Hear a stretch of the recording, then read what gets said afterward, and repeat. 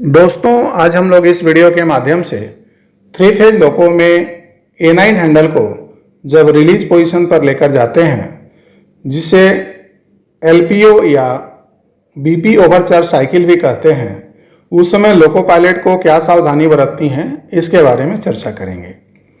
तो आप सभी जानते हैं कि A9 को रिलीज पोजीशन पर ले जाने से BP ओवरचार्ज हो जाता है।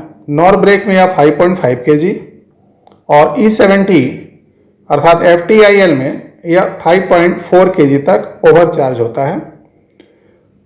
इसके बाद फिर से 5 kg आने में कुछ मिनट का समय लगता है। यह करीब करीब नॉर ब्रेक में 4 मिनट और E70 में 3 मिनट का कंप्लीट साइकिल होता है। तो अभी देखिए, हम लोग A9 को रिलीज पोजीशन में ले जाकर छोड़ दिए हैं और BP अभी 5.5 kg बन गया है। हम लोग वेट करते हैं कि ये फिर कब 5.5 से डिग्रेड होकर 5 kg में जाकर सेटल होता है।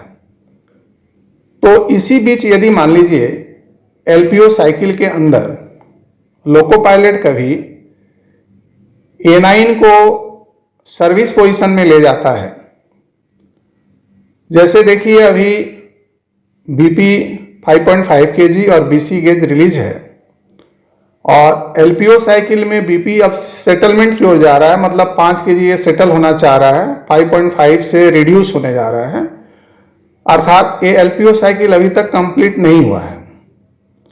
इसी बीच लोको पायलट को यदि ब्रेक लगाने की आवश्यकता पड़ी और A9 को वह सर्विस पोजीशन में ले गया तो ब्रेकिंग होगा, लेकिन जब फिर वह रन पोजीशन में लेकर A9 को फिर रख देगा तो उस समय फिर से BP टारगेट 5.5 kg का दिखाने लगेगा और फिर से एक LPO साइकिल नए तरीके से शुरू हो जाएगा, क्योंकि पिछला साइकिल अभी तक कंप्लीट नहीं हुआ था। तो इसमें लोको पायलट को कोई भी घबराने की बात नहीं है, यह एक नॉर्मल फेनोमेना है। LPO साइकिल कंप्लीट होने के पहले यदि फिर से हम लोग A9 हैंडल को सर्विस पोजीशन में ले जाते हैं और फिर से रन पोजीशन में लाते हैं तो ये साइकिल फिर से रीस्टार्ट हो जाता है। अभी LPO साइकिल जब कंप्लीट होगा तो BP फिर से 5 kg बन जाएगा।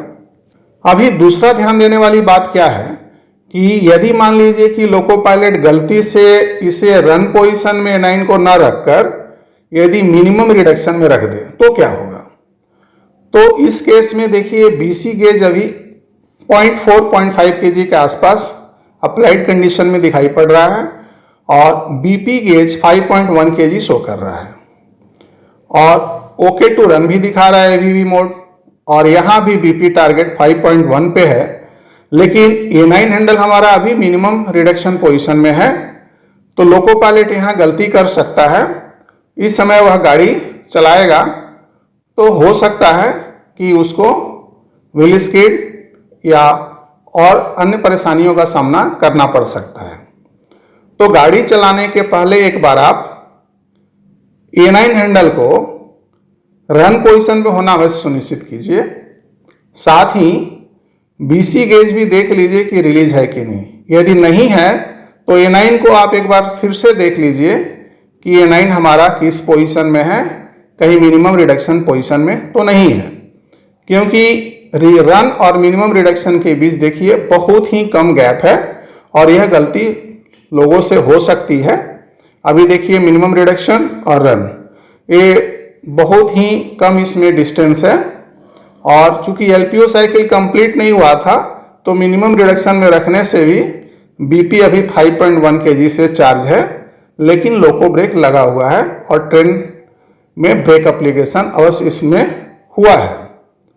तो यहाँ हमें ध्यान देने वाली बात है और इस परिस्थिति में हमेशा यह ध्यान रखना है कि A9 हैंडल गाड़ी चलाने के समय रन पोजीशन पे है कि नहीं है, इसको जरूर आप सुनिश्चित कर लीजिए। अभी मान लीजिए कि LPO साइकिल के दौरान ही किसी कारणवश कंट्रोल इलेक्ट्रॉनिक्स को ऑफ करने की आवश्यकता हो जाती है और हम कंट्रोल इलेक्ट्रॉनिक्स को ऑफ कर दे रहे हैं। इसके बाद फिर से जब हम कंट्रोल इलेक्ट्रॉनिक्स को ऑन करते हैं।